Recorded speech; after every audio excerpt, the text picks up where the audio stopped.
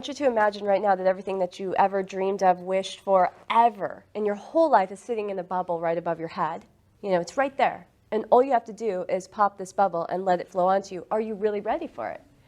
Yeah, are you really ready for it? Think about each one of those things, and do you have room for it in your life? Are you actually prepared to receive that? What would you do with it if it came, if you actually popped that bubble?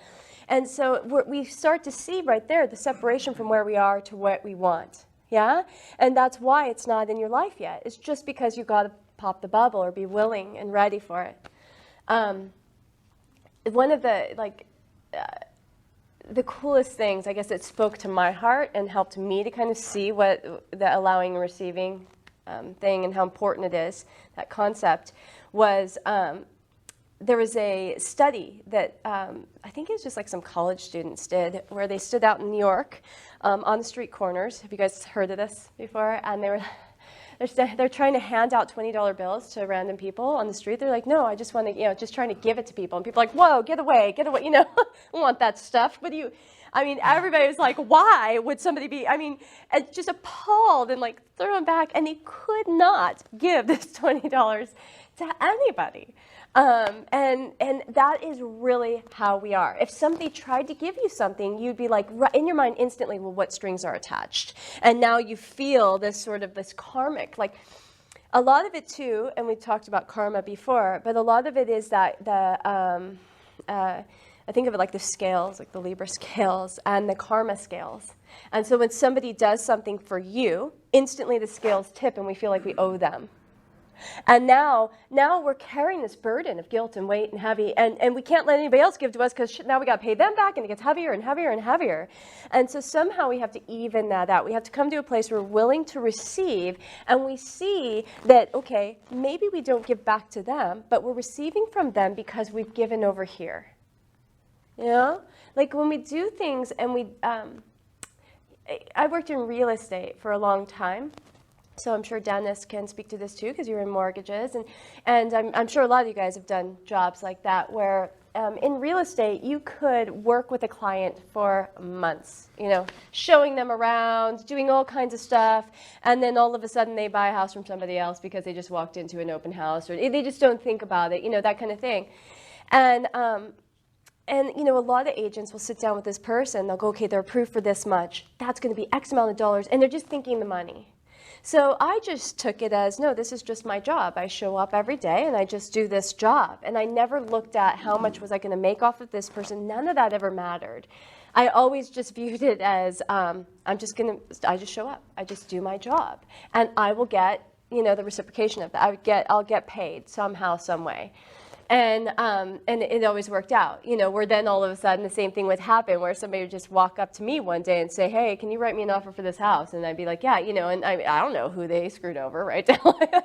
It's the same thing. So it just kind of comes around, and honestly, when we think about how much we love to give, how good it feels to give. How excited that we get when we want to give a gift to somebody, and how much it matters how good they are at receiving, right? When you give a gift to somebody and somebody's like, oh my God, and you can feel that heavy burden, like, oh, why are you giving this to me? Now I feel like I owe you, versus somebody that's just, oh my gosh, thank you so much, and how better that feels, right?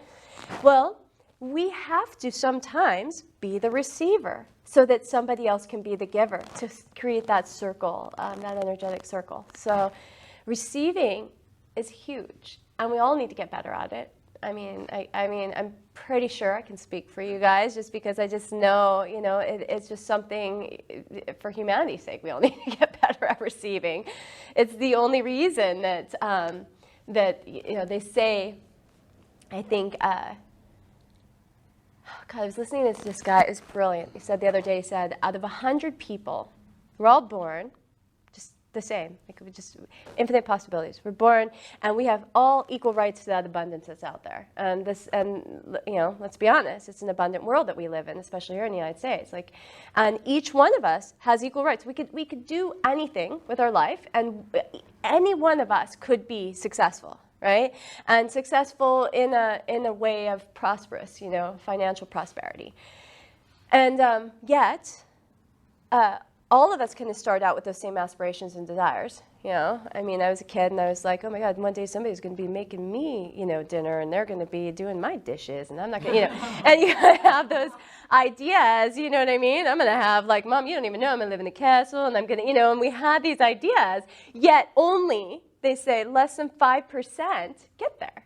So 95 people drop off and 5 people make it. And so what is the difference between the 95 and the 5?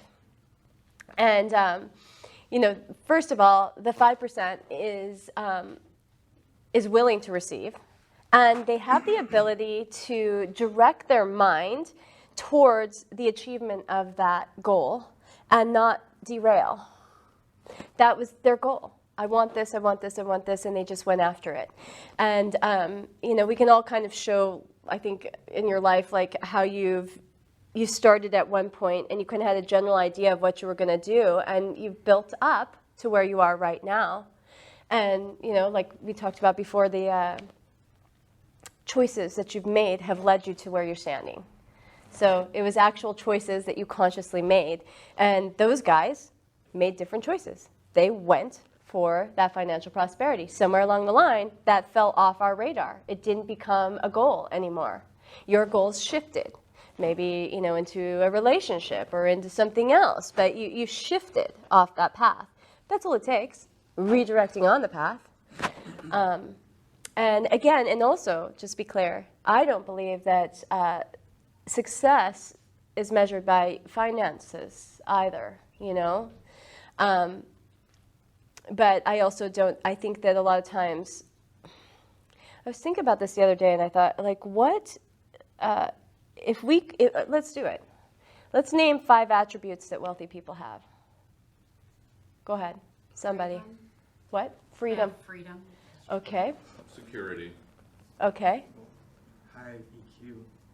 High EQ. Yeah, emotional intelligence. It seems like mindfulness and high emotional intelligence is always tied to success, Wow. especially financial success. Wow. Okay. Yeah. Anything? Grit. Grit. Okay. So that's back to that. So you just mean like determination, like they just go, they go. This is true. They don't derail. Yeah. It's funny though, the Expectations. freedom, yeah, they do. They have an expectation, a certain level of expectation of their life. Like they wouldn't let themselves be seen in a crappy car. They're those kind of people most of the time, right? They wouldn't let themselves be seen in a lesser than state. But freedom and security is interesting because just so you know, lots of people that are wealthy, and hold on, lots of people that are wealthy, Will Smith comes to mind. He's somebody he speaks, he's very much in the law of attraction, and he's brilliant, by the way. I mean, I'd really recommend like watching some YouTube videos about him speaking, being interviewed, and as he speaks about law of attraction concepts, he's amazing. But he says no matter how much wealth he accumulated, he never felt security or freedom. That he would go to bed every night fearful that he just wasn't going to have enough. And that loomed over him always. It's still something that he fights against. So it's a prevalent belief. So again, like you said, when we were talking about your aunt having this money, or your mom, yeah, the money, $1 million, and it didn't matter that she got the $1 million. Just like us, we could have this winning lottery ticket. You cashed, you won the lottery, and it doesn't matter because if you're still sitting with those beliefs. How many times have people won the lottery and they have nothing a year later? They're 100% of the time. I believe that that's true. That they, and sometimes even less than. Like now they're in worse circumstances after winning the lottery because they didn't change their internal, right? And every one of us, by the way, just by being born, especially in this wealthy society we live in, every one of us was born with a winning lottery ticket. We're just refusing to cash it in. Like each one of you has that ability to turn, just again, switch your mind, get the grit, the determination, the will, go for it, and everything, and again, be willing to receive. And just infinite possibilities. So what do you want to add? I was going to say, I work with millionaires and billionaires, so in my business, and I discovered that they don't use no. Oh. No is removed. They don't Right. use no. They do what they want. And their intentions are very powerful and they're very in tune with them, generally speaking. Right. Yeah. So no gets removed as a vocabulary word. Yeah. Yeah. Because Nobody. they do things, Yeah. or they don't do things, or Exactly. they do things. No is not relevant anymore. It isn't exactly, and money isn't relevant. Yeah. Oftentimes they don't, and like Donald Trump would always say, like he built empires when he had nothing. He would build the empires if he had billions of dollars backing him, and just go forward. And a lot of the secret societies, when you look at oh my gosh, what am I thinking? Masons, thank you, the Freemasons. And you look at their belief structure, that's what they tell you to do. You build it without the thought of the money. So everything that you do is being built in the mind and then built. I mean, they would hold meetings with people as if that money's already there. They set everything up. They're signing contracts as if the money's already there. And they just work from that space, and then the money shows up. Leverage. What's that? It's a form of leverage, too. Yeah. Well, once you already have it, like it's already set in place, and now the money just has to flow in. But again, the universe also works in a way where it has to fill voids. There cannot be a void. There cannot be an empty space. So if you create an empty space, the universe is going to fill it. And so you have to create a need first before the money shows up. And this is one of my most frustrating things with people when I'm talking to people. For me, it just like internally frustrates me because everybody's like, well, I just don't have enough. And I'm looking at like, really? You don't have enough? You seem like you have a house, you have a car, you have food, you have, it looks like you have everything that you need. So what don't you have enough for? Well, I'd want more. Okay, what for? What do you want more for? I don't know. I'd just like to have some money. Okay, what would you do with it? Really honestly, and I have these conversations over and over again. Well, then I could do good for other people. Okay, what would you do? Well, I'd help people. How? And if you just have to ask yourself these questions and get the answers, because oftentimes you could start helping people right now. And as you start helping people, more money shows up. That's how it works. You got to do it first, but you got to know what you want to do. And, you have to know, you have to create the need, create the void, and then the universe has to fill it. Which was what I was discussing out there a little bit, was how we are all habitual by nature. We create these habits, and oftentimes those grooves and were created, they're called samskara, were created, when you were very, very young, right? So the grooves kind of started, and then you've just kind of lived in this, the Groundhog's Day, like this vicious cycle over and over again. You wake up, you do it, you go to sleep, it's over and over and over again. And we really like habits. We like to live in that habitual nature. It feels comfortable, it feels safe, it feels good. Yet then we have this, I wish for everything that's outside of it. I'll keep myself really comfortable in this little space of my habits that I know what to expect every single day, yet I'll every day wish I had this. Even though I have no idea what this is, because I'm not willing to step outside of here to go there. So a lot of what I do that a lot of my clients hate about me, but I'll demand somewhat that they take a habit and break it. So something that's I say your deal breakers. Those are the best ones to let go of. Look at, if you're that person that has a glass of wine every night, let go of a glass of wine every night. If you're that person that has a coffee every day, let go of the coffee. You've got to do it. Take away both. Do both. Do both. One or the other would be fantastic. Yeah. Honestly, just think of that, because it shows the determination to the universe that, yes, I am shifting. I don't want to be the same person I was yesterday. Today I'm going to be somebody new. And this new person looks like this. And in that space, you can go, look, I am doing this new thing. And now I'm also open to new things coming to me because I'm this new person now. And it can be as simple as no coffee. Honestly, that is life-changing. I swear to goodness. When you stop drinking coffee, it's like all of a sudden this fog is removed. And it's like you see things clearer, you feel lighter, you wake up brighter, you don't feel the heavy, lurking like I need my coffee in the morning. You just wake up clear. I recommend it. Yeah, I know everybody hates me when I say that. They're like, I will never. And it doesn't have to necessarily be that. Maybe it's you drive to work and you could ride your bike.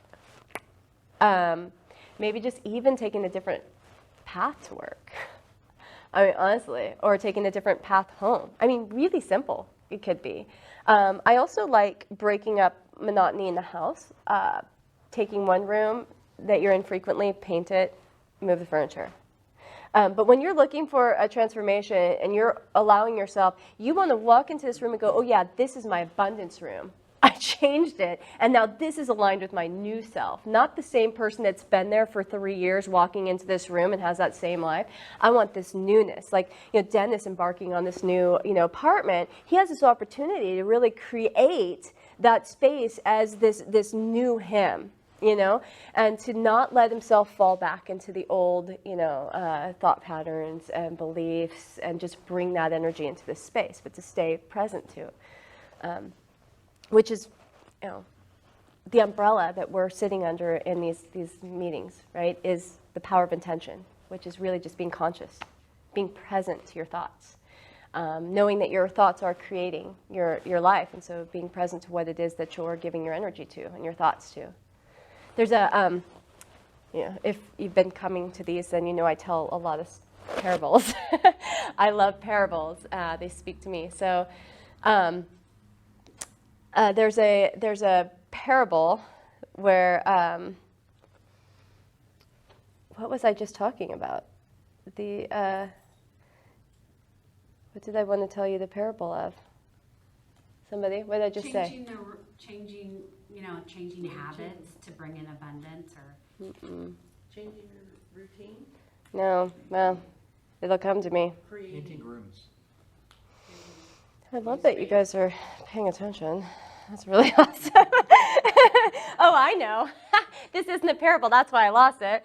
It's not a parable. It's more just like I did want to tell you one, and so I will by the end. But so I wrote that down, and I was like, why is that? No, it's just okay. The thought thing is what I said. Thoughts create your reality. So the thoughts are that's what launched me in. But that the earth and our bodies are very similar. And so whatever we plant in the earth, whatever seed that you plant, the earth is going to grow, right? Doesn't matter what. No matter what. You take a tulip seed, you pop that in the earth, and that's what's going to grow. And so our bodies are identical. So whatever we plant, whatever seeds that we plant into our bodies, once we nurture them, they will grow. And the seeds are thoughts. Those are your seeds. So every thought that you have, you're planting a seed in your body. If you keep having that thought, you're nurturing that seed. It's going to blossom. So no matter what, again, your life is not biased. It doesn't care if you plant a tulip or a tomato. It's going to grow what you planted, period. And so really picking your seeds carefully, the ones that you're going to, plant and nurture. That was what, because to me, whenever I think of that, I'm just like, oh gosh, what seed did I just plant? I don't want to nurture that one. I got to now replace it with another seed that's, pull that one out, and dig it out. I don't need it in there. The parable that I was thinking I wanted to share with you guys was actually the parable, and I might have shared it before, but just with the master and the disciple asking the master how to find Zen. I told this one before. And he's got the pitcher, and the master says, well, go get me that glass and that pitcher of water. And then he takes the pitcher and just starts pouring it into the glass. And as he's, the glass is full, and he just keeps pouring, it's like overflowing. And so the disciple is, of course, having anxiety about watching this, like, Master, why, and finally he goes, Master, why do you keep pouring? The glass is overflowing. And he says, isn't this what you're asking me to do, to keep adding to something that's already full? So it's kind of like what we're talking about. You're completely full, yet you're saying you want more. You got to create space. So a lot what that parable is really speaking to is the mind, that we have so many beliefs. Our mind is just so bogged down with these beliefs, and we must clear the beliefs out. We have to be open, open the mind back up to these infinite possibilities so that we can allow ourselves to receive these new thought processes, ideas, concepts, which all of you guys I know are already there because you're here. Right? So you're already willing to be open on some level. Yeah. And do anybody have any thoughts about what I was talking about? Yeah. So over the last few years, like I went through a mass amount of life changes, and I didn't choose for any of it to happen. It just kind of happened to me. Like I went through a divorce, I lost my job, custody battle, I lost my daughter, lost pretty much all the money that I had. Pretty much everything that I used to chase for to find success or whatever, or to make like all those things that I'd go after, and I'd always want more. Like I'd always want the next raise, or I'd always want, you know, this new car or whatever. What I learned is like that, for me anyways, that need to want something else is because we ignore the fact that suffering is just a part of life, no matter what. And so we're all trying to just, like most people are just trying to avoid that suffering to get that happy feeling, right?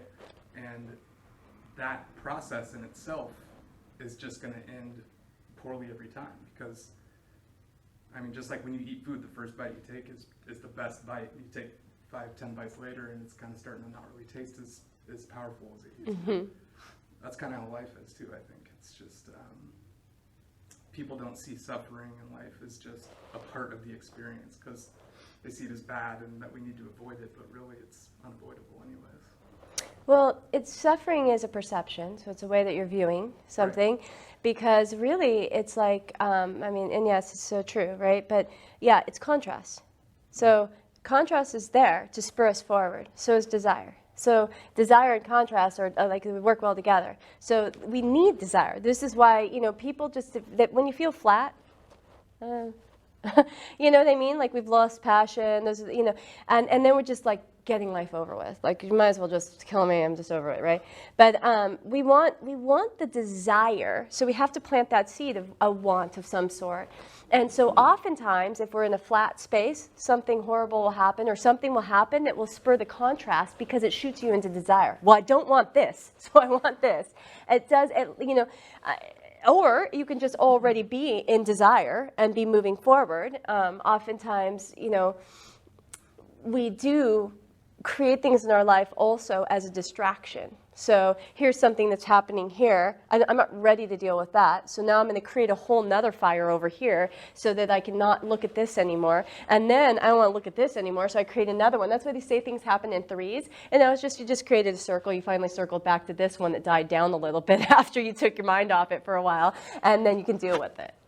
But we could have just had the one thing if we just would have looked at it and dealt with it, and not viewed it as suffering. So if we just view it as, this is on my path. Okay, this is happening. It's not in my way, but it's on my way. So this is just another step on my path. I'm still going in the same direction. I'm still headed to the same place. It's just a step. I saw some... I've heard it too. It seems like, personally, like suffering was what helped me learn. I didn't need to create that, you know, but sometimes it took me a long time to actually see it was me, and I couldn't like blame it on somebody else. Yeah. Or circumstances, you know. Oh, yeah. So Well, it was valuable. like I But- said, on your path versus in your way. So here we are, we have our desire, here's our destination, here's where we are. You can't just sometimes we can, sometimes we're really ready and we can just leap there, right? Because we have all the tools and all the information we need, so when we get there, we'll be totally prepared. But oftentimes, we don't. We don't have the tools that we need to be here. We just aren't ready for it yet. So now there's a process of getting yourself ready to be there, where it is that you want to be. And that process can look like learning. Learning takes us out of here. Because remember, we can't be here and also here. So we want to get out of here. Oh gosh, now you got to break up my shell. Shiva, she doesn't have... Shiva would say that destruction and creation happen simultaneously. So that is, we have to destroy something, right, so that we can create. Remember, we create the void so we can fill it. And that's, so again, we like to stay in our comfort zone, yet we like to talk about this. All right, well, when we're actually ready to go there, something has to happen. And it has to break up our foundation, but the place that feels good. And so that looks oftentimes to us like suffering. You know, it's just like when you're walking and you stub your toe and you're like, you know, you're so mad and traumatized about this toe stubbing. But what did it do? You were in your mind going, blah, blah, blah. You weren't even paying attention, and it brought you present. You know, just like that, you know, when you're driving, you get the horn honk, and it's just like, what's up? Well, you're here now, aren't you? You woke up. That's what it was. And honestly, so those are all opportunities to say, okay, and so if you can view it as, uh-oh, look at what's happening. My foundation's being broke up. I'm on my way. Yes, yes. And what can and the quicker that you can learn what it is, like you said, gather the information and tools, the quicker you're going to get there. Like, and if you're a fast learner, man, you'll get there quick. But the hardest thing for us, you know, if it isn't something that you've already naturally done your whole life, you know, some of us have lived in, you know, for me personally, you know, I've lived in a very free spirit sort of way. I like to kind of throw, you know, destroy crap and then start over. I like that idea, you know. Not all of us are that way. And so most of us in society like our comfort zone. Like, in fact, we shrink our world smaller and smaller every year just so we can know exactly, I want to know who my neighbors are. I want to know what they do every day. I want to know what time they come home. I want to know where they're going to park their car. I don't like them to park their car outside of my house. I like them to park their car over there. If they park it over here, I'm going to be like, why are they doing that? And then and I like to know when I'm going to eat, and I like to have, and we like to build patterns. And then when something throws the pattern off at all, we feel traumatized, thrown all out of, you know, whack. And so it's just, you know, in yoga studios, and I actually battled this when I opened my yoga studio because I'm really anti-ego in yoga, and of course that's what yoga's come a lot of. And but this they do 30-day challenges, right? And so, you know, this 30-day challenge, like you're supposed to show up and do yoga for 30 days, and I'm just like, again, like anti this idea. But the way that I talked myself into it was not for the sake of the business, you know, because obviously it draws in business, but was a habit is formed. It takes 30 days to form a habit. That's why they do that. 30 days to form a habit. So anything that you do consistently for 30 days now becomes a habit. Now, remember those habits, the coffee, the whatever? Now, you know, you can create a new habit and just by doing something, which is why they say affirmations can help to change your thought processes. You know, that's why you're supposed to do it for 30 days. But it takes 90 days, FYI. You guys probably know this. But 90 days, your whole body regenerates itself on the cellular level. Yeah? Does everybody know that? No? I thought it was 7 years. Yeah, so no. The bones take longer. Yeah, what's that? The bones take longer. No, well, yeah, I found it today that the bones, the skeleton cells, 90 days. So they take the longest, or red blood cells take the longest, 120 days. So that takes a little bit longer, but the whole body itself, the shell, is 90. And what happens is the reason we age is not because our cells are not regenerating themselves. I mean, they're actually making a copy. But what happens in the process of that copy being made? Well, we submit our bodies to toxins, to stresses, to traumas, and then all of a sudden now it's at a weakened state when it's reproducing itself. So then that's the shift. That's what happens. So that's how come our bodies look different as we, you know, at least this is my theory, right? But but also, so thinking about the 90-day thing, your DNA is also being rewritten in that 90 days. So really powerful shifts can happen in a 90-day cycle. Powerful shifts. So if you do something for 30 days, a belief, you know, whatever, or you shift a habit, you let go of a habit for 30 days and replace it with something else. Look at your habits, start to look at them and go, okay, which ones can I let go of? You know, which ones can I change? If I want to become somebody new? And then, you know, okay, so we were talking about the wealthy people and their attributes. And then, and kind of like when we think of them, are we thinking of them as different than us? Or are you thinking of them as the same? Like, do you see, you know, okay, so they have these attributes and I don't? Or can you see that you have the same attributes, that there is no, you know, there is no difference? Or, you know, are there ways, basically to become wealthy, to align with, you know, if wealth is what you want to receive, you know, which again, I don't think that that's success, but, you know, it can be, you know, if that's your idea of success. But wealth is over here on this frequency, and then you're over here on this frequency, and all you have to do is align the two, and then, you know, you're there. So you have to go what frequency am I vibrating on, and what is wealth vibrating on, and how do I align with it? I want to be aligned with it. And oftentimes that is placing yourself in the habits of the wealthy, around the wealthy, being in those. I mean, honestly, your energetic field is going to shift if you place yourself in that space and that surrounding. So, you can't keep doing what you do, go to the same places you go, and expect something else to happen. Yeah? It's that simple. So you have to start thinking, if wealth's what I'm after, all right, what habits can I change that would be more aligned with something that, where I would find wealth and where frequency would align. I'm a terrible golfer. The wealthy do golf, apparently. That's But Golf well. yeah, you don't have to golf well. You can just get out there and putt and wear the outfit. But think then, okay, so just being there on the golf course, you're now surrounded in that energy. Going to the country club, you don't even have to golf. Go to the country club. There's lots of country clubs that you can just go and have lunch at, and they're fantastic, especially summertime. Man, beautiful views. Somebody, go ahead. Who? I was just gonna, I think this is a little bit off topic, but when you said you're a terrible golfer, it made me think to ask, like, what about that? Because there is natural ability. I mean, what if her goal in life was to be a professional women's golfer? Well, I just thought, Can she when you first asked the question about Absolutely is the answer to that. wealth, I had to actually realize that I had a negative picture that popped in my head. And so, Yeah. you know what I mean? Yeah. If that thing, I do know. I don't care too much for money. Yeah. Mm-hmm. Well, that's why we don't have it then. Fantastic. Well done.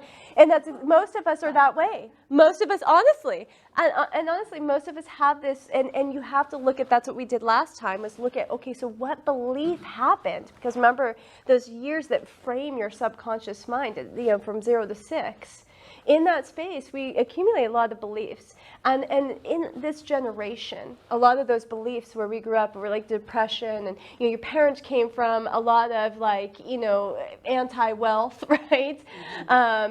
Mentalities. And so that was a lot of what you were fed. And so again, it was like those few people that kind of experienced. I remember hearing stories of So say that you grew up in the same circumstances. Mom and dad were just just anti-wealth, and the man, and the wealthy are assholes and all that stuff. And then again, you're very young, and they take you to somebody's house. And it's a beautiful house. You just happen to go there. Maybe your dad's working at the house or something like that, and you show up and you see this house, and you see these people just like you. It's just like you. And you're like, I want this. That is enough right there to sit in your subconscious, plant a seed, and that kid gets that. But most of us get what our parents have. Most of us get there, and that's where we level out. Because that's what we were, built to create. I mean, that's what we believe. But back to that, yes, absolutely. You can do anything. It's all based on your beliefs. So, I watch that movie. I like to watch inspirational flicks. I like to very much I always ask people, they'll be like, oh, you want to go see a movie? I don't know. Is it happy? Like, I want to know the ending first. Has somebody seen it and it's going to end inspiring, and I'm going to walk away feeling good, because otherwise I don't have time for it. I do not want to walk away feeling bad. And so I don't care if the ending's ruined. I want to know I'm going to be like, yes, or moved in some way. And that movie about that kid, Eddie the Eagle, the skier guy, right? He's like this, he's a young kid. It's a true story, by the way. It's from England, so yeah. And it's a true story. This kid, he is not an athlete by any way, shape, or form. Natural abilities were not there. Yet he decided at a very young age, for some reason, he was going to be an Olympic athlete. And so he had to go through all these different, sports, trying to find this, this sport that was going to work for him. And and he ends up finding ski jumping, and it's just an amazingly inspirational story, because he could have literally killed himself, and but he's just determined, and everybody's telling him to give up on this idea. You don't have ability, is not there for you, and everybody's laughing at him, but he was only saw his goal. Remember that grit? He had the grit. He couldn't see because what happens is the belief is powerful. And the belief doesn't happen until you believe it. So somebody could tell you 55,000 times that you're never going to do this. And that doesn't matter. It can roll off you, but the moment you believe it when they say it, now you're changed for life. And so he just never believed it. He never believed it. I don't know if he had partial brain damage, no, but it's so awesome. It's like the coolest story ever.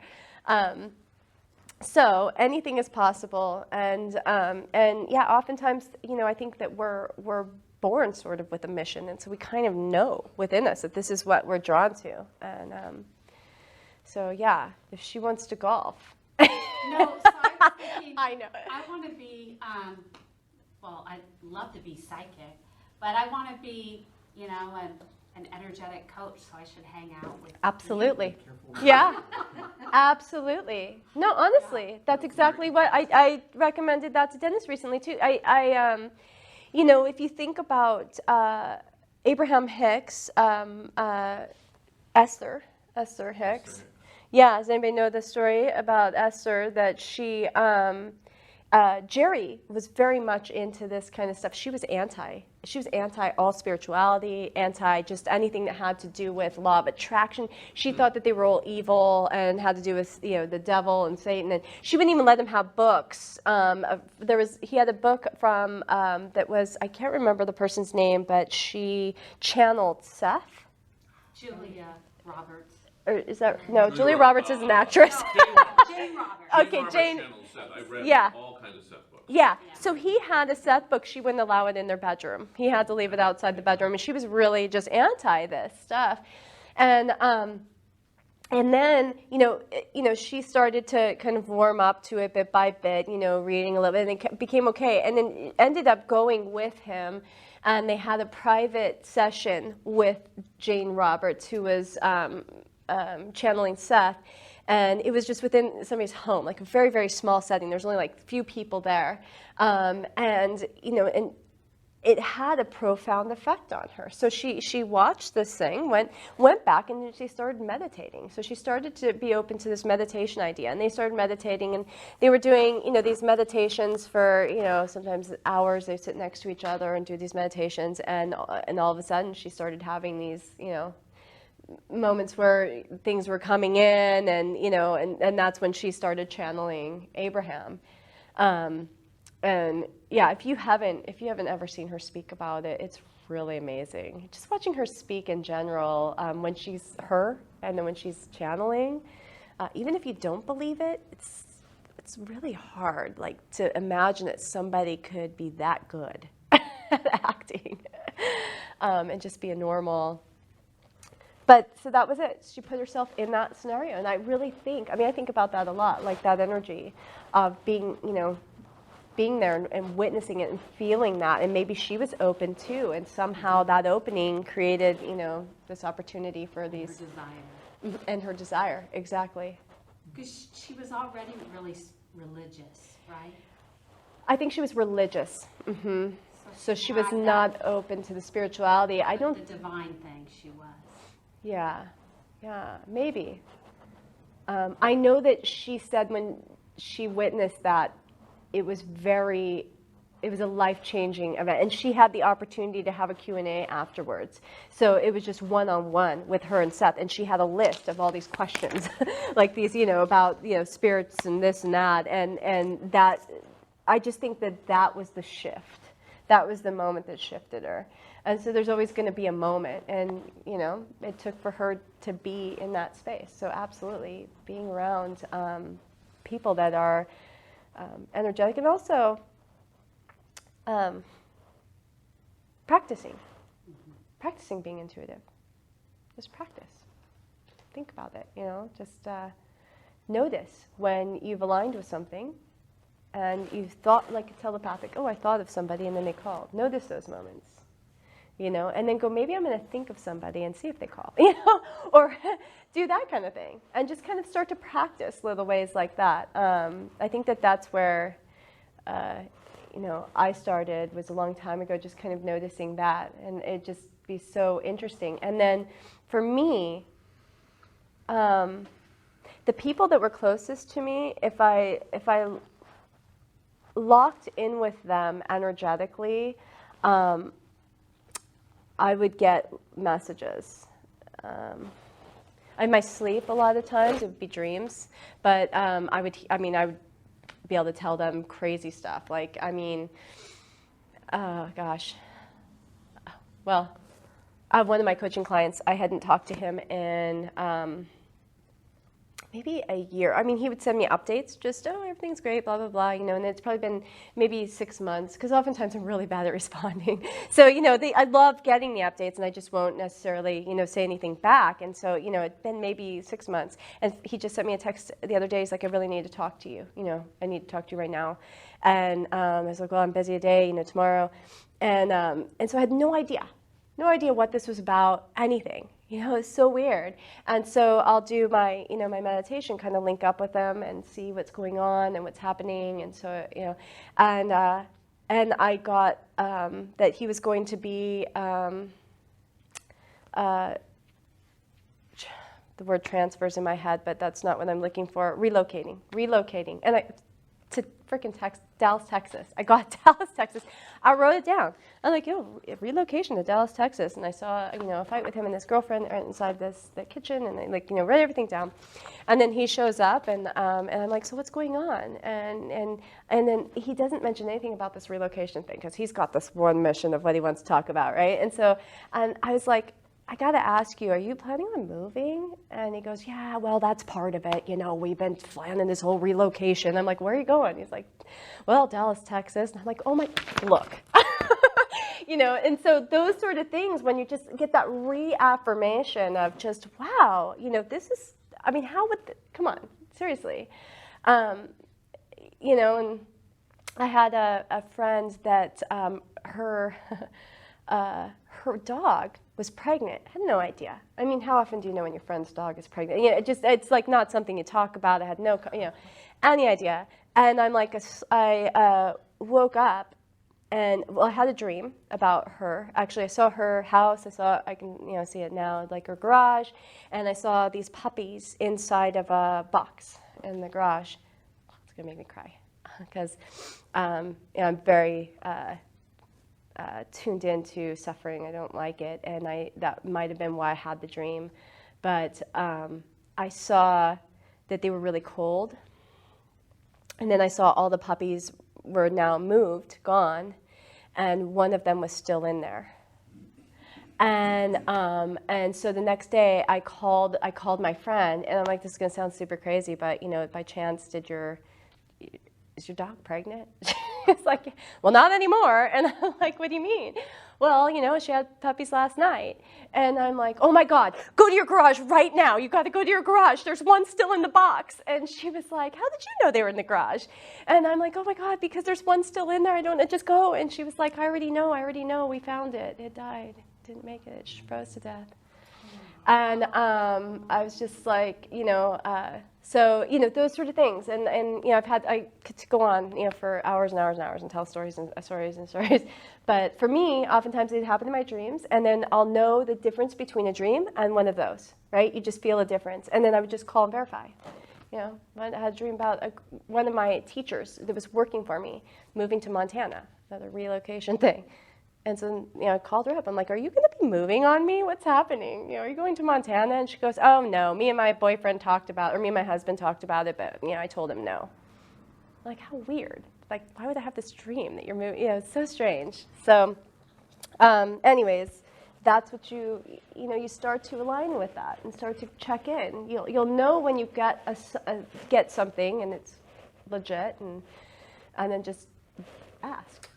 I did understand what happened with that dream. You dreamed she was going to Montana and she didn't. She didn't. Well, I dreamed that not that she was in Montana or that had she gone, but that there was, you know, discussion, I guess, of her going to Montana.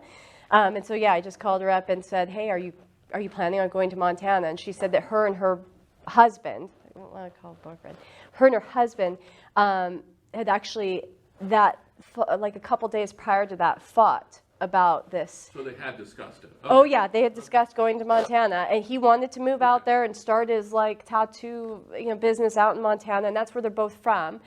And which I didn't know any of that at the time, and so then I just got this whole story.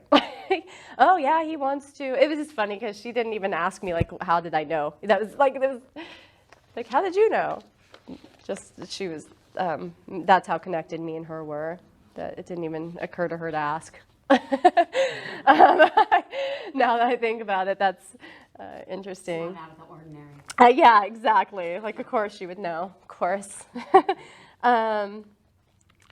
So yeah, okay. Anybody else want to add anything or talk about anything that's been going on or thoughts about what we've been talking about? I'm trying to figure out whether this is relevant. I'm trying to make it relevant. I actually worked a Zen parable into a chapter of this new novel I'm writing. Yeah, love it. And but it has to be one I think that hopefully it's relevant to something that's been said tonight.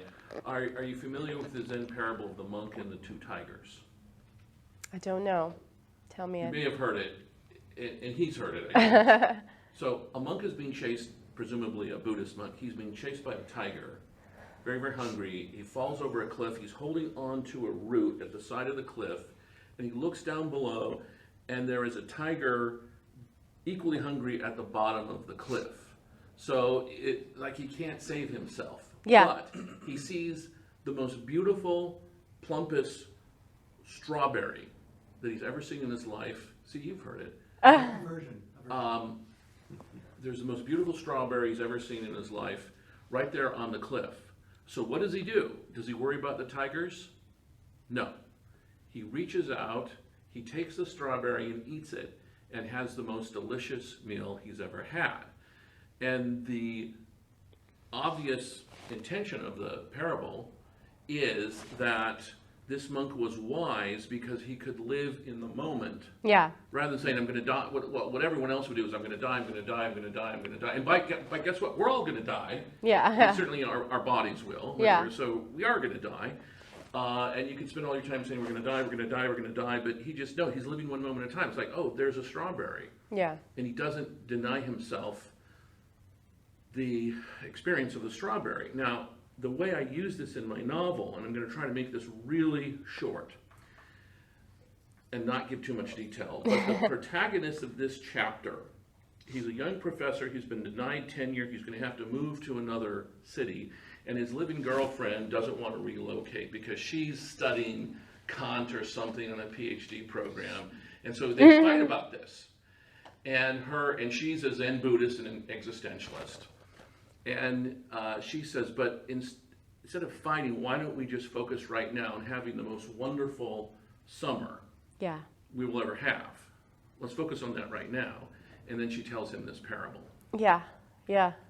And I was so proud I could work something. Yeah, I into love my it. story. Yeah. I don't know if that's really relevant to what you're saying today, other than Well, other than yes, of course, living in the moment, anytime. appreciating what's in front of you. Yeah. Right? Oh yeah, presence. So that's is- what the Zen monk did. Absolutely. Yeah. Yeah.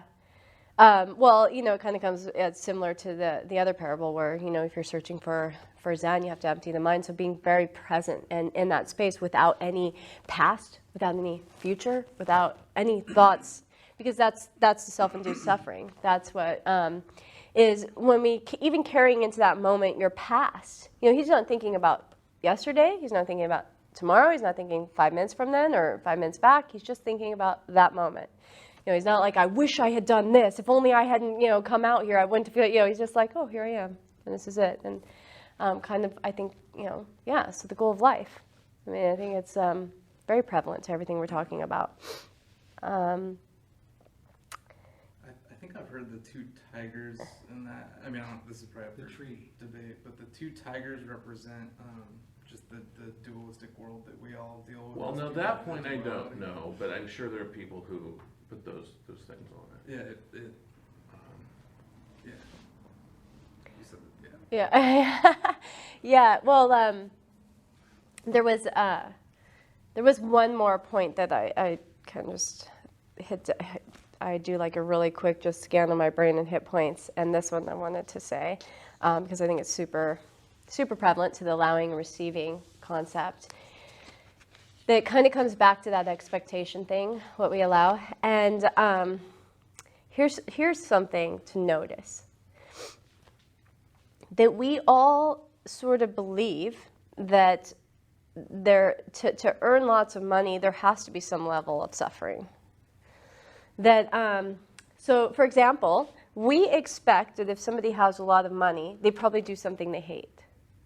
You know, and that's 99%. And if we encounter somebody who's doing something that they love and making lots of money, oftentimes we judge that. Like if you think of preachers and people, you know, and you see that they're, you know, making lots of money, and then we have a judgment of like, you know, why are they driving that car and blah, blah, blah. And, you know, why, you know, we kind of want, or like with an artist, you know, we want to hear the story of the suffering artist. Like we want to know that they suffered for that before we can allow them in our minds to just, otherwise we have this sort of angst, like what, they just got it and they didn't have to do anything. You know, oh, they just enjoyed themselves all the way up until, you know, like we want to have sort of, and again, that's just part of what society has done, has decided that if, the more you hate your job, the more money you should get.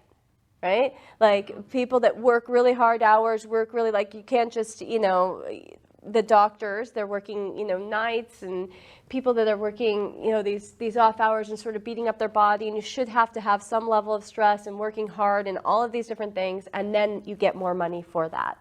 And the people that are working less and enjoying life, you know, and it's often case not the truth, but it is what, you know, we Or believe. if they have it, then that they haven't earned it honestly.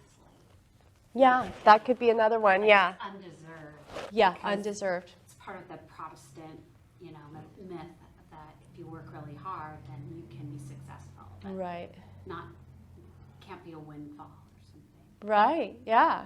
Yeah. And again, and that's how we view everything. Well, they got lucky. No, I mean, oftentimes it was just, they just saw the one thing. They just kept moving in that direction. They didn't let anything take them off their path. That was it. They had one. And again, oftentimes, my belief is the goal should not be, the end result should not be wealth. That's not the goal. The goal should be happiness and success and fulfillment. And so you have to look at the essence of what the goal is. So like I was talking about earlier, achievement, acknowledgement, being recognized, respected, those sort of things, and respected by whom and what, you know, that's success. And so when we move in that direction and we do it with determination and without, you know, derailing at any, you know, just staying focused, the wealth seems to come with it. You know, because when we're working on the desired path and we're working with divine will and we're working towards a purpose, you know, the wealth just comes, like I said, just to fulfill that, just to give it to you as you need it. You know, and oftentimes when we stay on a path, that grows. Right? When we keep nurturing one thing, like if you keep nurturing one plant, a seed, it grows, it sprouts into this. Oh, we keep nurturing it, it grows and sprouts into this. It's going to keep growing. Well, if you had one goal and then you know, it just you kept going in that direction, you nurture it, well, it's going to keep growing and it's going to keep growing, and that's just, you know, the way it works. So, doing things that we love, it's easier to keep wanting to grow it. You know, if we hate what we're doing, then we kind of turn away from growing it because I just don't want to have to do that anymore. You know, so it's really important that we really enjoy what we do, because then we want to nurture it, and then it grows and it blossoms and it keeps going, you know, or at least enjoy the fruits of your labor, you know, one or the other. So if wealth is what you're after, well, then at least enjoy that a whole lot, and you'll keep wanting to nurture what's giving you the wealth. And those are the people that typically end up with wealth, but they aren't happy. You know, so it just, right. So, Actually, there is one thing I'd like to add to all that, because we talk about wealth a lot tonight. yeah. And I don't want to reveal too much about myself, too much information, but, and But I want to say this about the wealth, because we keep mentioning it again and again and again. There was a time in my life where I had a lot more money than I have now, because I was very successful. And I still have some of that, but a lot of it went away. This conversation's a little strange for me, because I'm the same person. I'm not the slightest bit different. Actually, there is one difference. The difference between me 10, 15 years ago and today, you want to know what the difference is? I weighed less. Because what happened was, I had all this money, and I trusted a relative and lost a lot of that money. And as I saw the millions go away, and I couldn't stop it, my response was to eat a lot of cheeseburgers and drink pop. Because it's like, oh, I can't stop, I'm trying to stop the money from going away. And then the food was kind of a comfort. So that's the one way I'm different. So now I weigh more than I want, and I'm having trouble getting rid of the pounds here and there. But I was the same person. That's why I didn't understand the golf joke. It's like, wait a minute, why is she talking about golf? I didn't play golf. I played tennis. I didn't play golf. But I got to go to Hawaii just a I got to go to country club Hawaii several times a year. Stereotype. So really my goal, well, one of my goals now, and this is only a subsidiary goal though, I kind of just want to get back to where I was. Yeah, and the tricky part with that, Get back to where I was. yeah, the tricky part with that is you've established some beliefs there along that path that it's going to be, okay, so having money turned out to be a very negative experience for you. No, it was great. It was wonderful.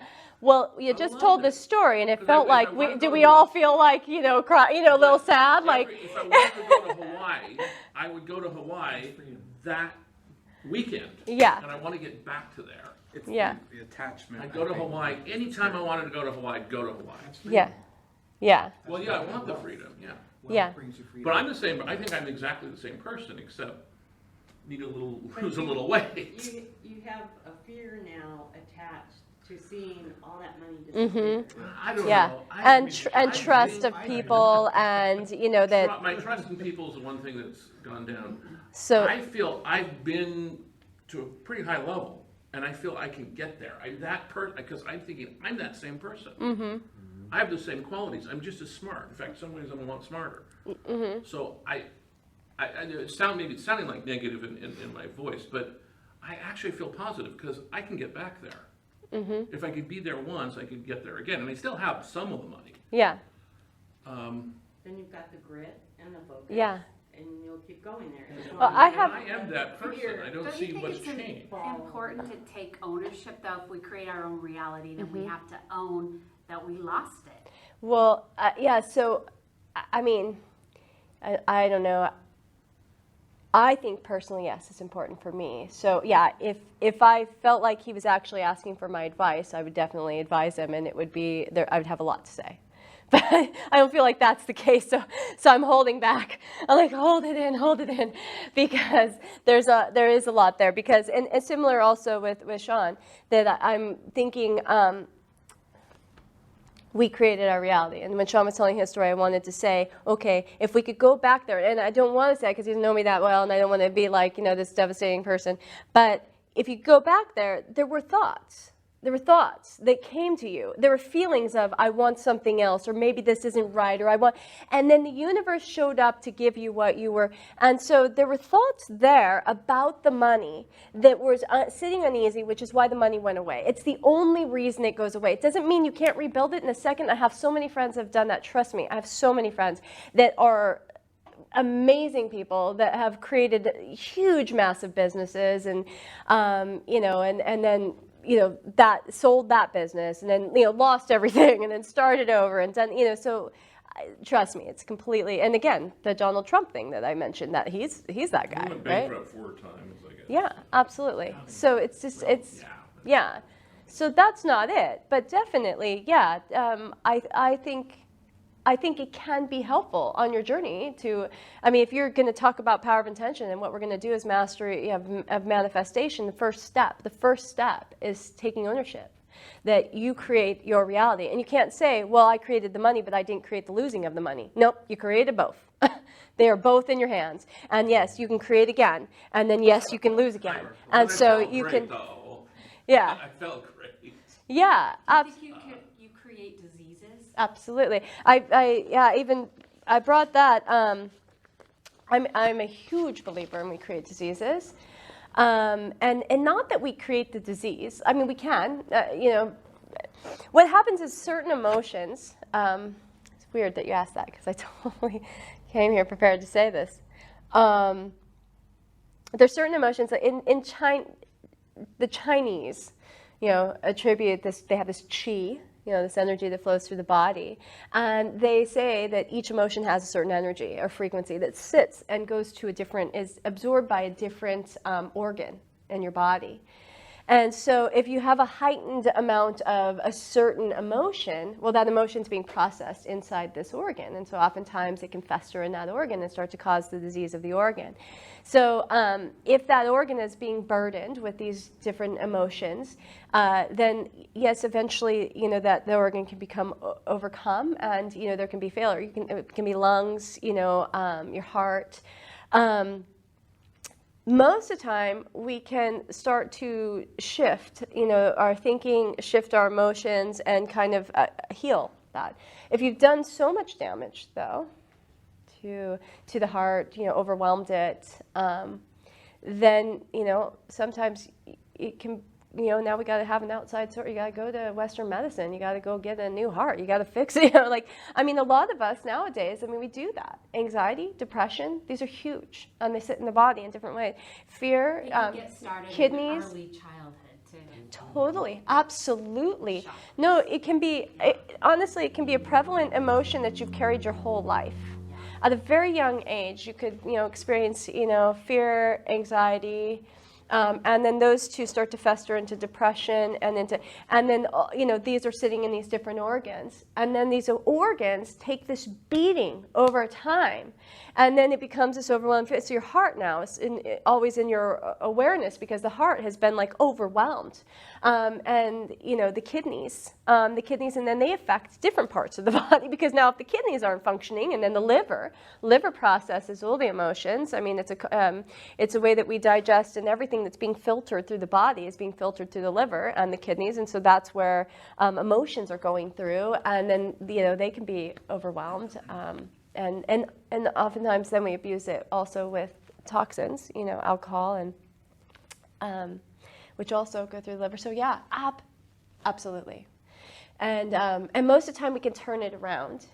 Yeah, we can as quickly as you can create a disease, you can fix a disease. I also believe, too, as the body is shifting when we're evolving, so if you're evolving in a certain area energetically in your body, you can also, it's like shedding a layer. Like I always think of a snake with a skin shedding a layer, so you'll get sick. So sometimes as we're evolving, like maybe the throat chakra or something like that, you'll have lots of throat stuff, or you'll get a cold, at the chest. We get a chest cold. Notice when you get sick, what was going on in your life. Just do that. That's all you got to do. And just notice what was going on in your life right beforehand. And, oftentimes we'll get sick when we're having, in the chest, when we're having matters of the heart,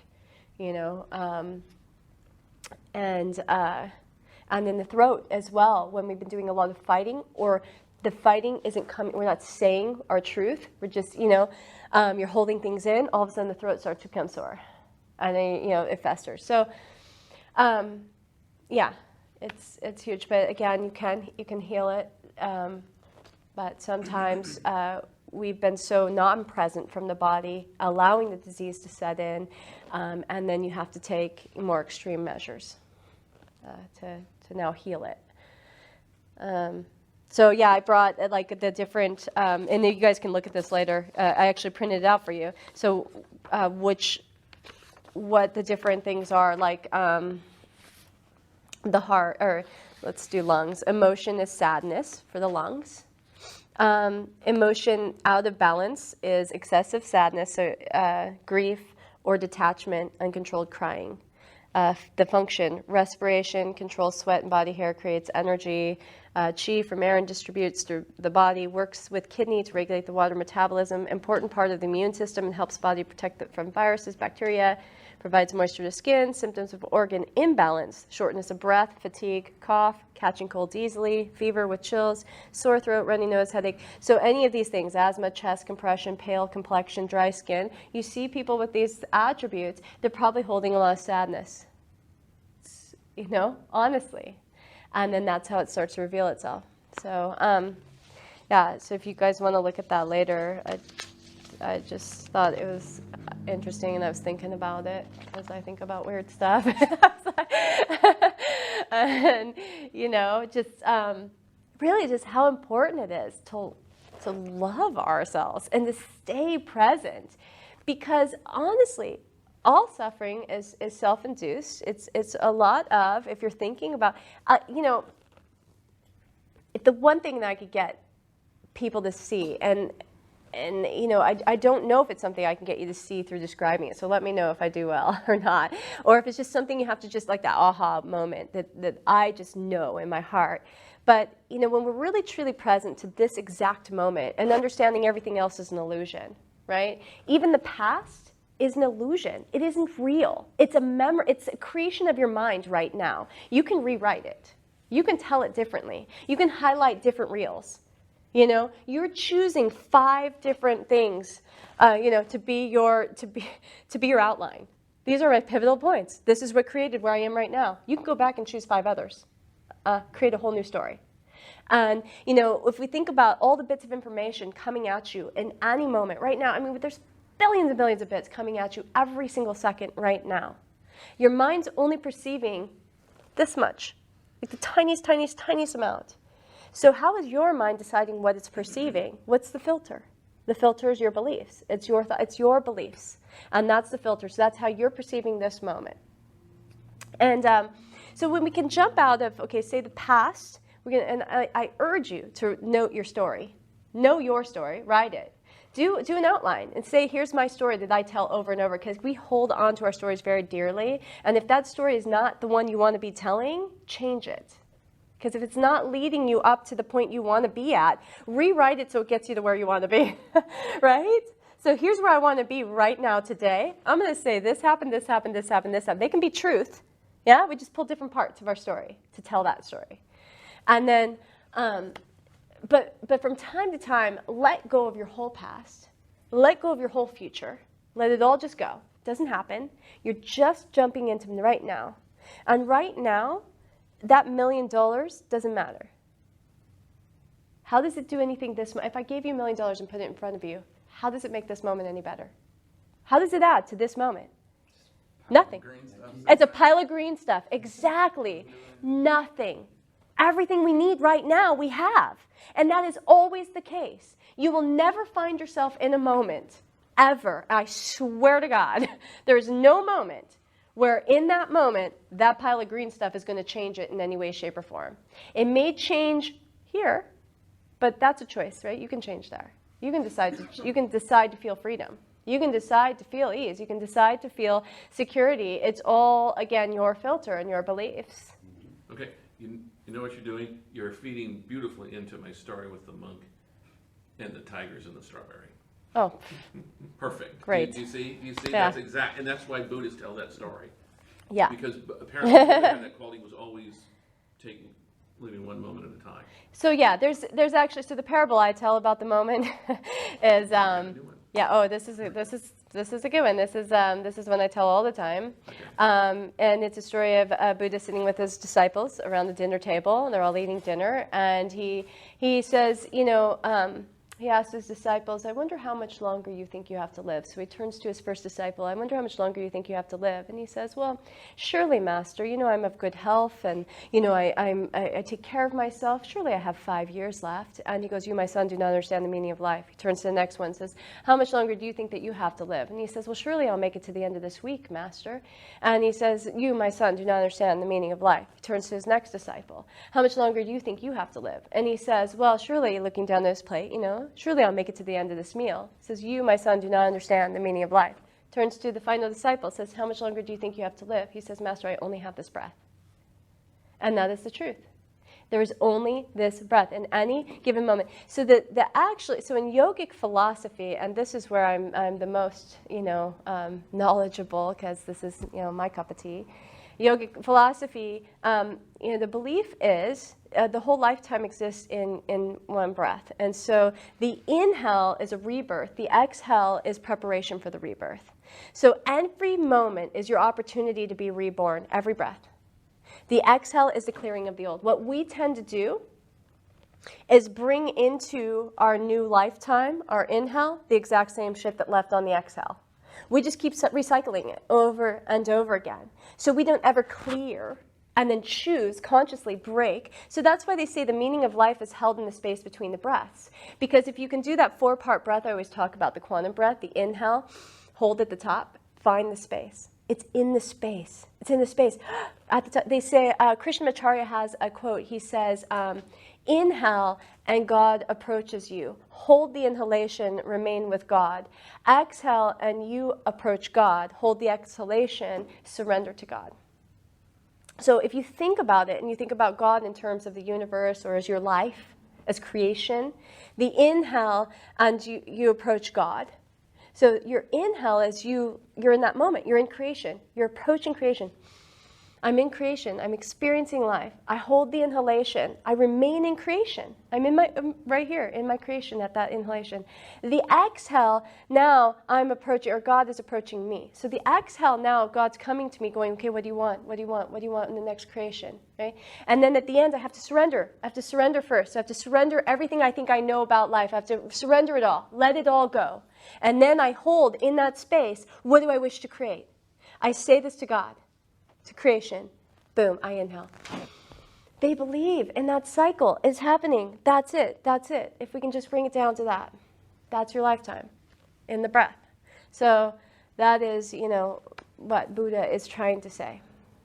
It all happens in the space of the breath. And if we can stop for a moment, be conscious of that breath, and decide what we're creating in each moment, instead of just keep on going through. And I also believe you only have a certain number of breaths in a lifetime. And why is that? Statistically true. Yeah, so they say, you certain number of breaths in a lifetime, and so you don't want to. And so. Everyone stop jogging. well, you can One breath closer to dying. So you can jog, and not have to breathe, right? So learning to breathe is critical, and that's why the yogis place all the emphasis on the breath, on pranayama. Because when we stay in a very relaxed state, when you're in a state of samadhi or calm or peace, you'll notice you don't even need to breathe. Like when I take people into a shavasana, oftentimes people would get kind of nervous because they're like, Jesus Christ, when's the last time I took a breath? And they're like, gee, I better breathe. But in the state of calm, we don't need it. Our body's not searching for prana. It doesn't need the energy. And so, the yogis that are masters of, this, they can go without a breath for a very long time. So it's staying in a state of calm. There's the people, I posted this on Facebook or something, these people that go and fish, so they have to fish, but they spear fish and they go down deep into the water and they'll stay under there for long times, 5-10 minutes under the water. They've learned how to master that state. They say that first they have to get in a meditative state. These are just indigenous people in the middle of nowhere, but they try and explain this to us. What you do is you just get really calm and you just stay calm. And then you don't need to breathe. But we live in a state of anxiety, fear, and our breaths are very short and shallow. They don't even feed the body with what it needs. It's not even feeding the organs with that chi or that prana that we were speaking of. So your body is like being malnourished with energy, and yet we're using up our lives, breathing. So it's amazing. The breath is really the key. And so meditation helps you to clear out anxiety and to come into that state of calm. Yoga too, yoga is just a moving meditation or a way to get the angst out of the body so you can settle in. So I don't know how I launched into that, but there you go. There it is, the meaning of life summed up in a nutshell.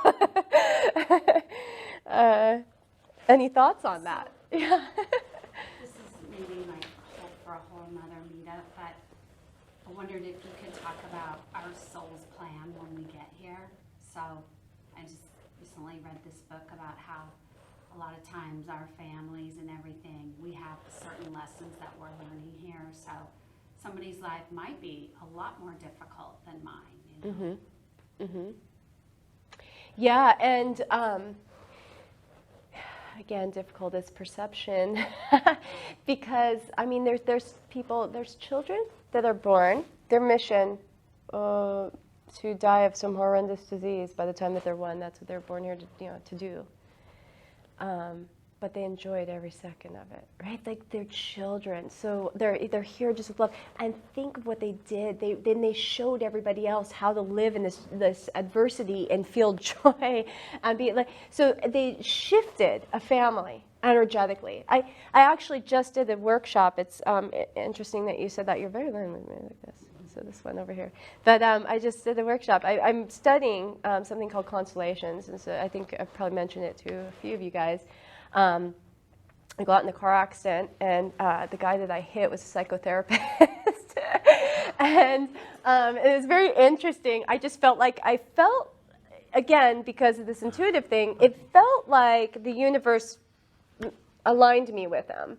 I couldn't really explain how it happened, so it just kind of felt like we were supposed to collide, and so that was why, and that's not always the case. Been an accident, this one, that's what I felt. And so I asked him, what do you do? And ended up having this conversation. He handed me his card, and I looked him up. And when I got home, and I see that he's like this, he's studying shamanism, or this, not shamanism, but constellations. And constellations comes from the Zulu tribe, and the Zulu tribe, their basic foundations is from shamanistic kind of viewpoints of how they run their tribe, and so when I saw this, I was just like, weird. Like, this is so aligned with who I am. And so I sent him a message, and I'm like, what is constellations? I couldn't really figure it out from that, and I'd never heard of it. I mean, and that's very unusual for me. Like, I swear I've heard of everything, even if it's just from the ether. So I was like, I'm supposed to know about this. And so I ended up meeting with him. He gave me a couple books, and it's the most intriguing thing I've ever. So it's about this. It's essentially about that. It's saying that our families have basically like a family soul. I'm going to be very bad at explaining this because this is not my, I'm really new to trying to understand it myself. But saying that the family has a soul, and so everybody kind of serves a part. And what we've done, so back in the day, these tribes, right? Like people lived in a tribe where you had the whole tribe assisting you in the rearing of the children. The parents had a very specific role of just giving to the children. The children had this very specific role of just taking. And everybody was kind of there. They also very much respected their ancestors. And the ancestors, these teachings were brought down through generations, and again, very much respected, And so what we've done, and again, not in a bad way, like we're horrendous people or anything like this, but mostly because of immigration. That's huge. It cut us off from our ancestors, at some point. And so a lot of that teaching is kind of separated. And now we've become this very scattered, and as parents, now instead of having a whole tribe to help raise these kids, now it's one person doing the job of a tribe. And so what happens is the parent has nothing to give, and they demand of the child to give back because I can't do it all. And so now the child ends up giving, so there's these different roles. And so, so basically what constellations is this idea that there's this single soul that inhabits a family, even the family members you don't know. These are even like children that were miscarried, aborted. And so there's this idea of really cherishing every single soul that was born into this family, mourning those that were, miscarried. Because oftentimes when a child like dies or something happens bad, we try and just not look at it, because we don't want to have bad feelings. Where back in the day, they would have, again, these tribes. It's like, we have come together as a tribe, and they all mourn together, and there's this big, again, these rituals. So anyways, they were saying that because children, their hearts are wide open. And once we get into adulthood, we shut our hearts off. You know, we definitely close down. We put up lots of walls between us and the world. And our hearts are the way that we connect with the world. So children, which is why we're so drawn to them, their hearts are wide open. They're just wide open. So they can experience things and see things and know things that we don't. That's why children are so empathetic, too. They just want, if mom and dad are upset, they want to take that burden. They own it as theirs, and they want to make the parents feel better. You know, and this is what children do. And so they say that sometimes in a family, maybe one person has been ostracized from the family for some reason. That family unit experiences that. It's like a soul missing part of it. It's, you know, they're still there. So there has to be a healing that happens in the spirit. It's really interesting stuff, because what they say is, so here's this person that's being, you know, ex-nayed out, and so now there's this hole in this, the family unit. It'll keep on replicating itself throughout these generations, this person that's been ixnayed. So what happens, there'll be a child that now takes on the burden because they're so open heart-wise to this person that's been shoved aside. So the child now kind of holds that energy of that soul, that experience. They'll become that. They'll play the role of that, unbeknownst to them, but they're taking that on. And so then children at a very young age, for no reason, are experiencing depression, anxiety. And what happens is now it's like, where if we go back to when, you know, we were kids, nobody had depression, anxiety. I mean, it was very unheard of. It wasn't that much, right, in the teenage years and whatnot. Now, I mean, these kids are getting it at like 5 years old. So as more and more of these generations pass, the burden becomes heavier and heavier on these family spirits and or souls. And so, more meds. The children are younger, and the burden is heavier. And so So in this constellation thing, what they do, it's really, really great. And I want to continue studying it and learn, because, I mean, just to me, it just makes sense. But they actually have these people play out these roles, and you kind of step into this field. They create this field, this energetic field. And so basically, you would say, oh, I have this problem that's been plaguing me my whole life. I've always felt sad, or something like that, right? You just tell me what's happening. And then I would say, you know, I want you to go and pick somebody to represent you, and pick somebody to represent your mom or whatnot. And then you place them in this field. And so this circle. And yeah, these people just stand there. And then you walk away and you sit down, and suddenly these people, because there really is this field, this energetic field really does exist, because I witnessed it. I swear to God, it's amazing. These people start to literally feel the energy of that person. They become that. They feel. I mean, there'll be somebody that's like, you'll go, how are you feeling? And they're like, well, my one arm, you know, won't move, and my right leg feels, and you know, and then you'll find out from the person, oh, well, my mom had a stroke and half of her face, you know, and they can actually feel it. And so they go through and they start to heal this family, like going, you know, through this. It's really interesting. So yes. It's called Absolutely. Constellation? It's called constellations, and it has nothing to do with stars. So it's really. A lot about the field lately, though. Yeah, the field. Well, the heart is the field that we need to connect with. So the heart is the critical aspect of the field. And again, most of us have lost contact with the heart because we spend so much time here. Getting out of here and into the heart needs to be a constant process. That's meditation help to get there. But yeah. I think most relationships are assignments, right? Well, were you here for the karmic relationships? No. But- I miss it. So yeah, I'm not all. You know the ones that are karma. You know the ones that are some sort of. You're there to repay a debt, maybe. You know, you have some karmic tie to that person somehow. Maybe you did something to them in the past life. I don't know. You know, or even in this life. Somehow there's a karmic tie, and you know, because you feel like attached. You feel like you can't shake the person. You just can't. And so what we did was a Or court. you can't get the person to like stop hating you. Right. Yeah. Yeah. Well, that's the attachment. So, you know, because again, the only reason that affects you is because you let it. So you're the one with you're equally involved in the attachment. Right. And so we did this cord cutting where then you sort of mentally, physically, you cut the cord of attachment, but you do it with love.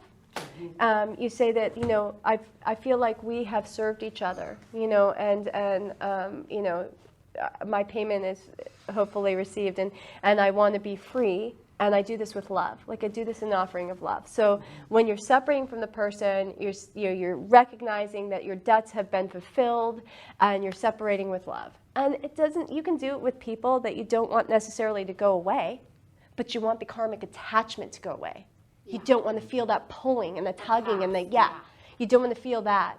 And so doing the cord cutting is, so this is the kind of stuff that I'll have like on the website, like, video, like, meditations that do cord cutting so that you can go in and say, hey, I have this karmic, relationship that's just really pulling on me. And, so you can click on that. And this is, the vision that I have going forward, which is why, this is. I hate to tell you, this was getting on toward 9.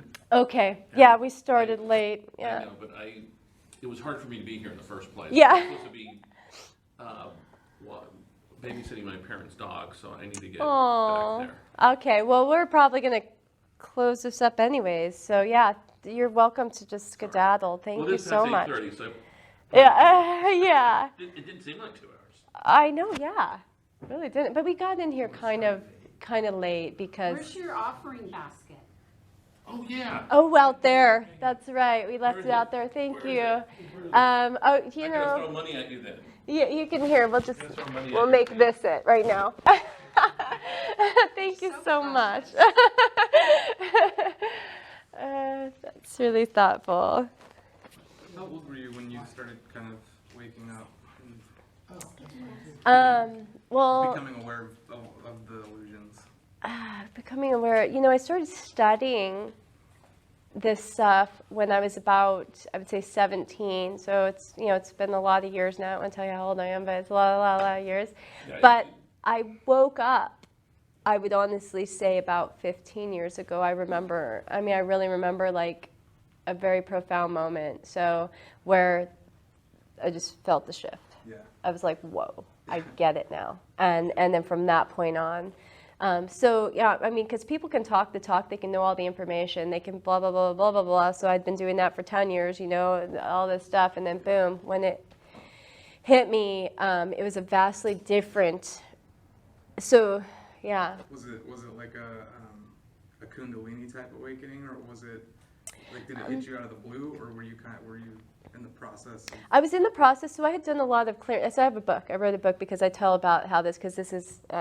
I felt like I wanted to share, right? That this is how I did it, and yeah, I did. I went through, and I looked back and said, how did I do it? Like, how did this happen? And it was honestly like drugs, alcohol, purifying. So the first step is purification, and then and meditation and yoga. And I did that for a lot of years. I mean, it took a lot of years to do the purification process, honestly, like to clear all that stuff out and all these bad habits and all those vices and all the things that were holding me back. But that's critical.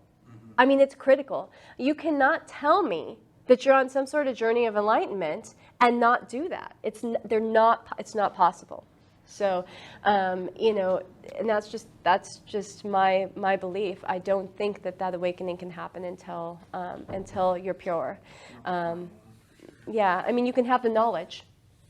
You can read and you can know all the stuff and you can get it, but you don't get it. Yeah, you have to embody it. You do.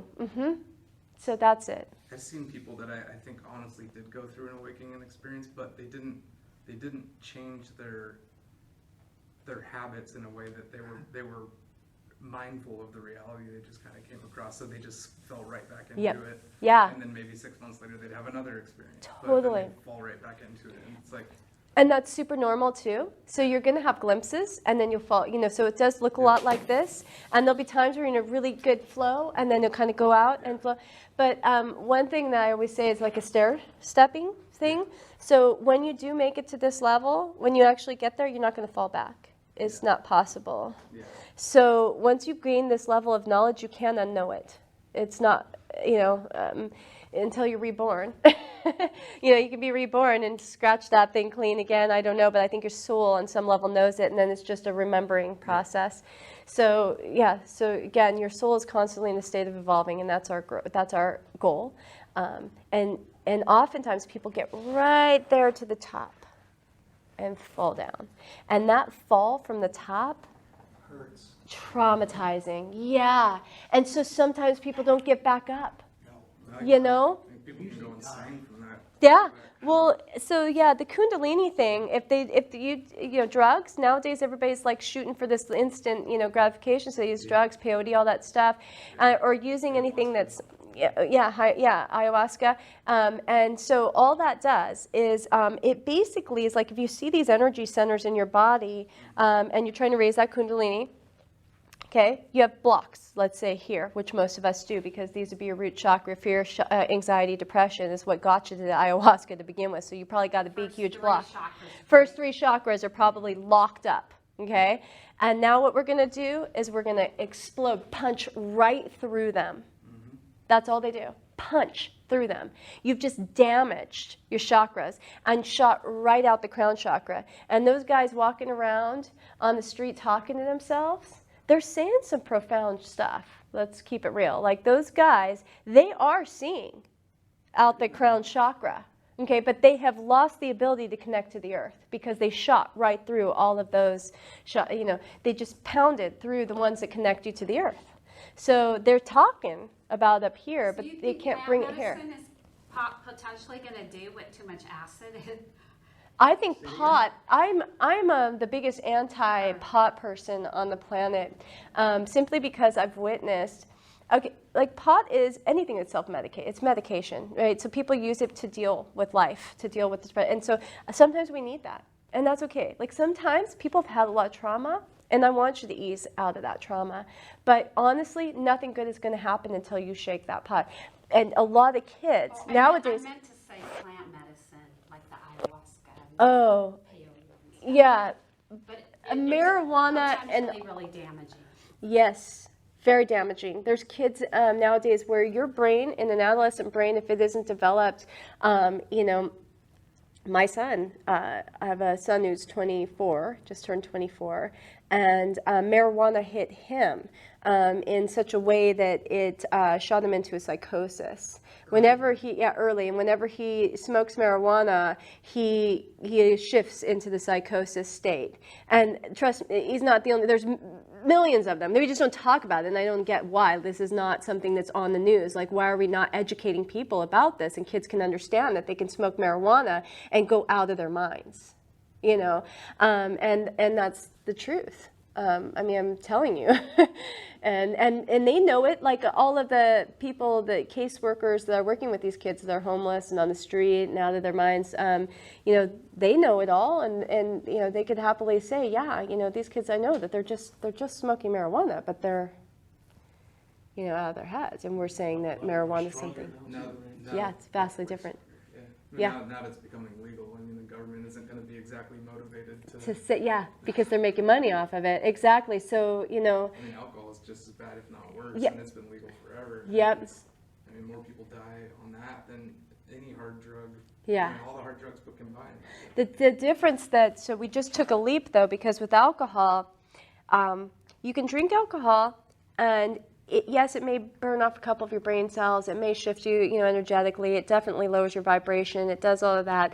But, you could get it out of your system fairly quick and get it out of your fat cells and get it out of your body and be back to somewhat of, your regular state, right? And, Heroin too, though. For that matter. Yeah, exactly. Heroin, cocaine, any of them. Not marijuana. Marijuana is the worst. It sits in your fat cells. It sits in your lungs. And again, I just told you, breathing is the key to life. And every time you take a breath, you're shooting that back into your body, back into your system. And it sits in your hormones. And it affects every aspect of you. And it's very hard to clear. It takes, even if you did like a solid yoga practice where, you were just really devoted to the practice, I would say 6 months on the minimum to clear marijuana from your system. Yeah. And so people are like, well, I just do it every now and then. Yeah, but doesn't matter. Yeah, I think you So- can test inherit, I think, easily up to 6 months. What's that? Yeah, oh, absolutely. So, I mean, no, I'm saying like you got to be a true yogi, man, to be able to clear it in 6 months. If they say 2 years. I mean, I'm a believer it takes 2 years for the average person, where they're going to have fits of anxiety that they don't know why. You're just driving, it'll be a year from now, and it's tied to that effing marijuana, and it just hits you now. It's the shift that happens in your brain. And marijuana, people take it for the anxiety, but it creates the anxiety. It is the anxiety. And so it's really, I mean, I hate to preach, but about that, because I know a lot of people have like really strong opinions about marijuana as this healing plant, and not to say it's not. I mean, I think that the cannabis oils and all that, and hemp, and it's all fantastic. I think that using it as a drug is going to inhibit mankind from evolving. So basically, when it comes to marijuana, you think that it's not going to help depression or anxiety, is what I'm hearing from you. Absolutely not. Yeah, definitely. I think it creates it. What they say, and this is not me. This is the skull. Yeah. They say that what it does is it makes you less capable of dealing with life. So the more that you smoke marijuana, the less capable you are of dealing with life. So the little problems become bigger, and so then people start to get less and less things in their life because it's too overwhelming. That's what marijuana does, where the little things become more burdensome and more burdensome. They get blown out of proportion. And so now think of a small child. So you start doing it 16, 17, and now you got to jump into life, and you got to become, and everything feels like this huge, heavy burden, and it's too much. And nowadays we demand a lot. And so people start to then minimize their life. Instead of expanding and growing and adding more, they take less and less because one more burden is too much to take. Where we're really like designed to take on lots of, we're designed to be, and it's especially in this world with the internet and all these different ways we can manage things. But marijuana inhibits that. So yeah, absolutely. I think it's like the worst thing for anxiety and depression, because anxiety and depression is caused by stresses. And if you're stressed, you're going to have more anxiety and depression. It's like this vicious circle. I think it's different for everybody. I mean, I can say from personal experience that marijuana's helped me with depression, both depression and anxiety, basically eliminated. But it hindered my spiritual growth. It hindered a lot of other things. Yeah. But I wasn't anxious or depressed nearly as much, but I didn't care about anything. Like, nearly as yeah. much. So that was kind of the problem for me. And like one of my best friends is blind. He has like a ton of eye pain. And Yeah, it helps. It helps him massively. Like it's changed his life. But again, he's not gonna be very successful as far as his professional life goes. Right. Because he just doesn't have the motivation. But it's a for it. pain tolerance. I mean, But it's a better so there's, lifestyle. yeah, absolutely. So, and again, I hope you all heard me say, I do believe that there are times when we are unable to deal. I mean, oftentimes when you're young, you didn't choose your life. Okay, so we said we create your life, but not while you're young. You got to launch yourself out of that space, whatever was created for you, or whatever past karmas you walked into this world with, and now you've got to figure your way out of that. And sometimes while you're really young and you're carrying all the, like again, remember the frequency of the money in us, we want to be at the same frequency. Well, the same thing happens if you're a victim. You have a victim frequency, you're going to attract a perpetrator, frequency. And so if you're a child and you just inherited this frequency, you don't even have any choice. And now you got perpetrators coming at you. And now you have a lot of shit going on, and a lot of pain and a lot of stuff. And you're young and, it's all too much. Medication is the way to go. And I'd much rather marijuana, just so we're clear, than any prescribed medication. So I do think it can be a bridge to get people over a gap when they're going through really hard stuff like that. But again, when we're talking about spiritual evolution growth and also understanding the risk, just like any medication, it does alter your brain. Absolutely. So, yeah.